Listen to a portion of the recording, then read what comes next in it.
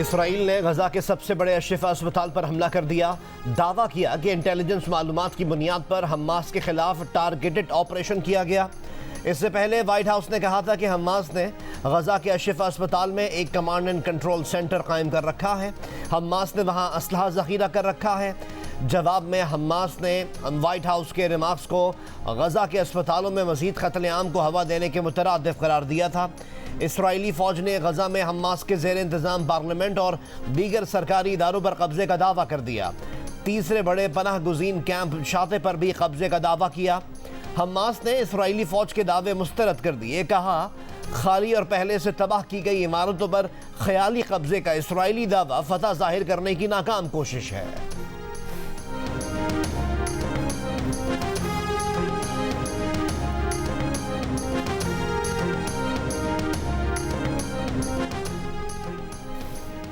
गजा के बाद मगरबी किनारे पर भी इसराइल के वहशियाना हमले।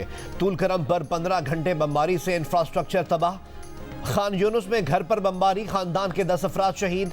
शहीद फ़लस्तीनियों की तादाद 11,500 से तजावुज़ कर गई। बमबारी से शहीद 170 फ़लस्तीनियों के इज्तिमाई तदफीन कर दी गई। हमास का कहना है कि गजा के 35 में से 25 अस्पताल गैर फ़ाल हो चुके हैं। 94 सरकारी इमारतें और 253 स्कूल तबाह हैं। वर्ल्ड कप 2023 में शिकस्त के बाद बाबर आजम की कप्तानी खत्म। जराए के मुताबिक बाबर आजम बतौर कप्तान इस्तीफा देंगे तो पीसीबी कबूल कर लेगा, वरना बाबर आजम को कप्तानी से हटाने का फैसला कर लिया गया है। टेस्ट, वनडे और T20 के कप्तान बाबर आजम अब बतौर खिलाड़ी खेलेंगे। दौरा ऑस्ट्रेलिया में शान मसूद टेस्ट कप्तान बनने के मजबूत उम्मीदवार। दौरा न्यूजीलैंड में T20 टीम की क़यादत के लिए शाहीन शाह अफरीदी मजबूत उम्मीदवार। 2024 के ICC T20 वर्ल्ड कप में पाकिस्तान के कप्तान शाहीन शाह अफरीदी होंगे। मुझे इख्तियार दिया जाए तो बाबर आजम को सिर्फ टेस्ट का कप्तान बनाऊंगा। साबिक क्रिकेटर अब्दुल रज़्ज़ाक की प्रोग्राम हारना मना है में गुफ्तगू। इमाद वसीम और मोहम्मद आमिर ने कहा कि बाबर आजम की जगह T20 में नहीं। मोहम्मद आमिर ने कहा कि लगता है आज भारत जीतेगा। इमाद वसीम बोले, इसमें शक नहीं है कि टीम में ग्रुपिंग होती है। चैंपियंस ट्रॉफी के लिए टीम में तब्दीलियां करना होंगी। बोले, अगर कोई टीम सेमीफाइनल में भारत को हरा सकती है तो वो न्यूजीलैंड है। बाबर आजम खुद फैसला करें कि इन्होंने क्या करना है। हो सकता है हमें बाबर आजम की तरफ से ही इनका फैसला मिल जाए। पाकिस्तान क्रिकेट बोर्ड की तर्जुमान आलिया रशीद की जियो न्यूज़ से गुफ्तगू। कहा, ऑस्ट्रेलिया के खिलाफ सीरीज़ काफ़ी मुश्किल है, इसलिए ज़्यादा तब्दीलियां नहीं करना चाह रहे। आज बाबर आजम और ज़का अशरफ की मुलाकात के बाद अंदाज़ा हो जाएगा कि क्रिकेट टीम और मैनेजमेंट के हवाले से क्या तब्दीलियाँ मुतवक्के हैं। चेयरमैन साबिक क्रिकेटर्स को नई जिम्मेदारियां भी दे रहे हैं। यूनुस खान को कराची में नौजवान क्रिकेटर्स की ग्रूमिंग की जिम्मेदारी दी गई है। मोहम्मद हफीज़ चीफ सेलेक्टर बनने में दिलचस्पी नहीं रखते। यह ओहदा वहाब रियाज को दिया जा सकता है। सिस्टम चलाने के लिए क्रिकेटर्स से बेहतर राय कोई नहीं दे सकता। पंजाब में स्मॉग की वजह से एक बार फिर सख्त फैसलों का इम्कान। बाजार हफ्ते में 2 दिन बंद करने, 1 या 2 रोज़ work from home, school online करने और पब्लिक ट्रांसपोर्ट कम करने की तजावीज़। निगरान वज़ीर आला पंजाब मोहसिन नकवी की ज़ेर सदारत आज एक अहम इजलास होगा। नवाज शरीफ का मिशन बलूचिस्तान। 30 से ज़्यादा सियासी शख्सियात का नून लीग में शमूलियत का ऐलान। कोयटा में सियासी सरगर्मियों के पहले दिन नवाज शरीफ से बलूचिस्तान अवामी पार्टी के खालिद मक्सी, नेशनल पार्टी के डॉक्टर अब्दुल मालिक बलोच, पश्तूनख्वा मिल्ली अवामी पार्टी के नवाब अयाज जोगिज़ई, JUIF के मौलवी गुलाम सरवर, उस्मान बादीनी और दीगर सियासी रहनुमाओं की मुलाकातें।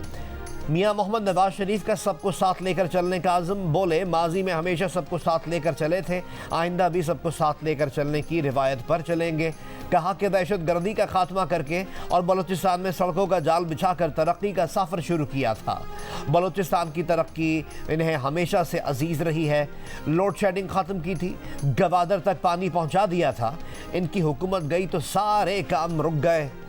नवाज शरीफ कोयटा में आज पार्टी वर्कर्स से खिताब करेंगे।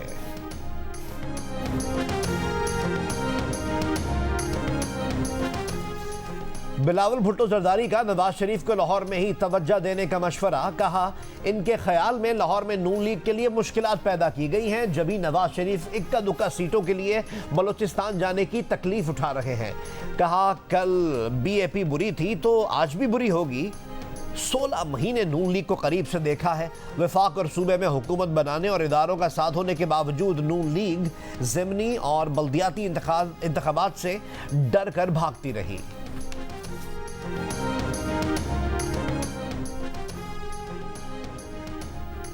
उस्मान बुज़दार को वज़ीर आला बनाना ही नहीं चाहिए था। उस्मान बुज़दार की गलत चॉइस के बारे में चेयरमैन पीटीआई को भी एहसास हो गया था, लेकिन बाद में इन्हें हटाना मुनासिब ना था। पीटीआई रहनुमा जुल्फी बुखारी की लंदन में गुफ्तगू। कहा, मेरे खिलाफ मुकदमात बनाने वाले चेयरमैन पीटीआई के चंद करीबी लोग शामिल थे। फरागोगी ने करप्शन की है तो उसे सख्त सज़ा मिलनी चाहिए। मेरे जेल जाने से फ़ायदा नहीं होगा, वक्त आने पर हम मैदान में होंगे। 50% भी प्लेइंग फील्ड मिली तो इलेक्शन जीत जाएंगे।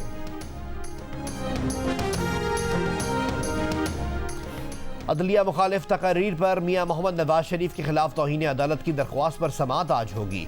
Chief justice Islamabad high court 2018 से ज़ेर समाअत दरख्वास्त पर समाअत करेंगे। नवाज शरीफ के खिलाफ तौहीन अदालत की दरख्वास्त मकामी शहरी अदनान इकबाल ने दायर की थी। दरख्वास्त में मियां मोहम्मद नवाज शरीफ के खिलाफ 2018 के बयानात पर तौहीन अदालत की कार्रवाई की इस्तदा की गई थी। बिजली कंपनियों के अफसरान को बिजली यूनिट्स के बजाय पैसे देने का फैसला। समरी मंजूरी के लिए आज निगरान वफाकी काबीना के इजलास में पेश की जाएगी। ज़राए के मुताबिक डिस्कोस के ग्रेड 17 के अफसर को मुफ्त यूनिट्स के बजाय माहाना 15,858 रुपये मिलेंगे। ग्रेड 18 के अफसर को माहाना 600 मुफ्त यूनिट्स के बजाय 21,996 रुपये मिलेंगे। बिजली पैदावारी कंपनी के ग्रेड 17 के अफसर को माहाना 24,570 रुपये दिए जाएंगे। ग्रेड 18 के ऑफिसर को माहाना 700 मुफ्त यूनिट्स के बजाय 26,460 रुपये दिए जाएंगे। बैनुल अक़वामी माहिरीन से रैकोडेक के हिस्से की कीमत मुकर्रर करवा ली है।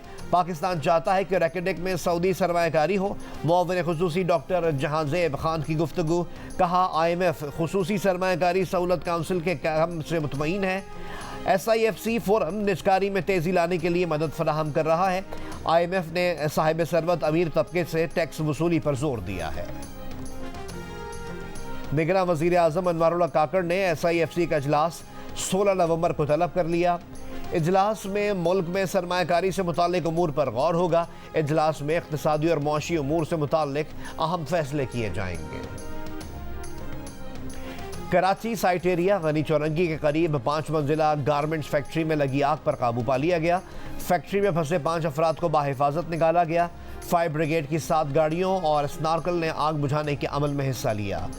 कराची ही में कैंट स्टेशन पर दुकानों में लगने वाली आग भी बुझा दी गई। कराची के इलाके सच्चल, न्याजी कॉलोनी और मदीना कॉलोनी में गैर कानूनी मुकीम तारकीन वतन के खिलाफ पुलिस का सर्च ऑपरेशन। मुतादिद अफराद को हिरासत में लिया गया। कवायफ मुकम्मल ना होने वाले अफराद की होल्डिंग कैंप मुंतकिल कर दिया गया।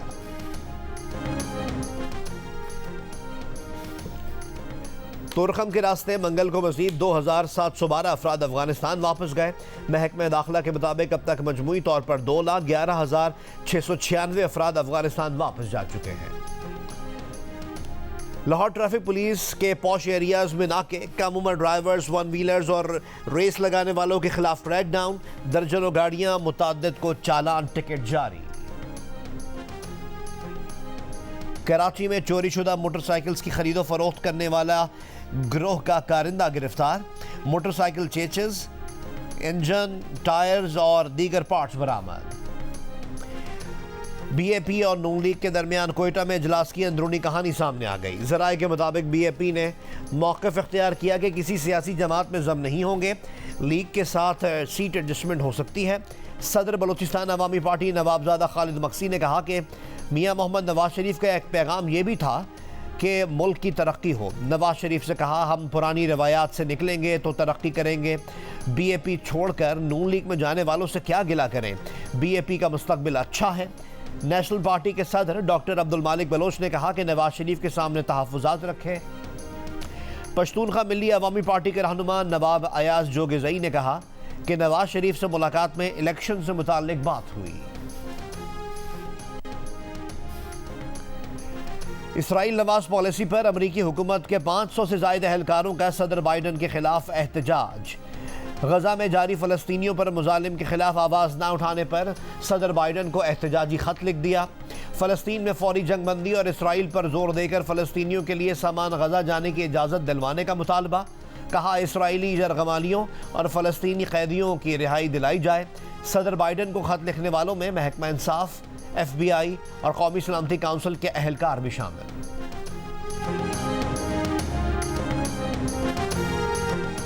गजा में इसराइली मजालिम के खिलाफ अमरीका के यहूदी भी सरापा एहतजाज। अमरीकी शहर ऑकलैंड की सरकारी इमारत के अंदर यहूदी मुजाहिरीन ने धरना दे दिया। गजा में जंगबंदी के नारे। शिकागो में भी जंगबंदी के प्ले कार्ड्स उठाए यहूदियों का मुजाहिरा। ट्रांसपोर्टेशन सेंटर के रास्ते ब्लॉक कर दिए। पुलिस की मुजाहिरीन के खिलाफ कार्रवाइयां। 100 से ज्यादा मुजाहिरीन गिरफ्तार।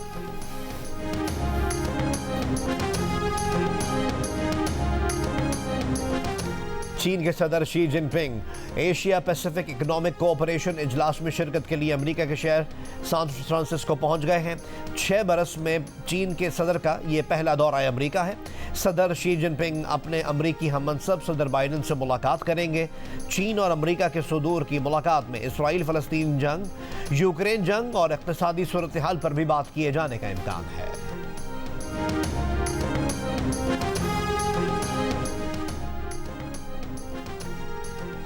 बरतानिया की साबिक वज़ीर दाखिला सुएला ब्रेवरमैन ने बरतानवी वज़ीर आज़म ऋषि सुनक पर इनके मंसूबों की नाकामी का इल्ज़ाम लगा दिया। कहा वज़ीर आज़म ने कश्तियों के जरिए आने वालों को रोकने का वादा किया लेकिन धोखा किया। ऋषि सुनक अपने वादे पूरे करने के काबिल ही नहीं या इनका इरादा ही नहीं था।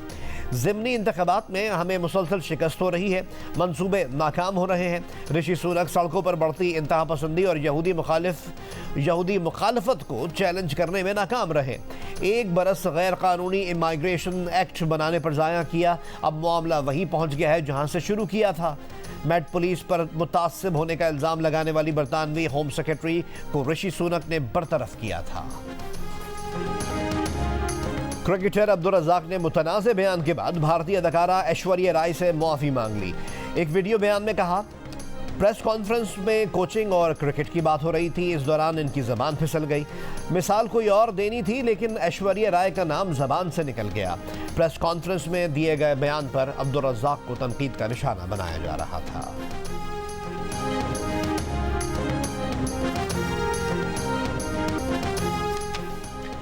अगले साल PSL का नवा एडिशन कहां होगा? Chairman management committee Zaka Ashraf की ज़ेर सदारत PSL गवर्निंग काउंसिल का इजलास। PSL 9 के लिए विंडो आइंदा बरस 8 फरवरी से 24 मार्च रखी गई है। आम इंतखाबात की वजह से मुख्तलिफ ऑप्शंस पर गौर किया गया। विंडो से मुतालिक हुकूमत और सिक्योरिटी इदारों से मुशावरत का फैसला किया गया। हुकूमत और सिक्योरिटी इदारों ने हामी भरी तो मुकम्मल PSL पाकिस्तान में होगी। इलेक्शन की वजह से कोई मुश्किल हुई तो वेन्यूज़ के नए ऑप्शंस पर गौर होगा। और क्रिकेट वर्ल्ड कप का पहला सेमीफाइनल आज भारत और न्यूजीलैंड के दरमियान मुंबई में खेला जाएगा। लीग मरहले में भारतीय टीम ने कीवीज को 4 विकेट से शिकस्त दी थी। ऑस्ट्रेलिया और जनूबी अफ्रीका के दरमियान दूसरा सेमीफाइनल जुमेरात को खेला जाएगा। कोलकाता में मैच तूफान की नजर होने का खदशा। बारिश के बायस मैच रिजर्व डे में भी मुमकिन नहीं हो सका तो जनूबी अफ्रीका पहली बार फाइनल के लिए क्वालिफाई कर जाएगा।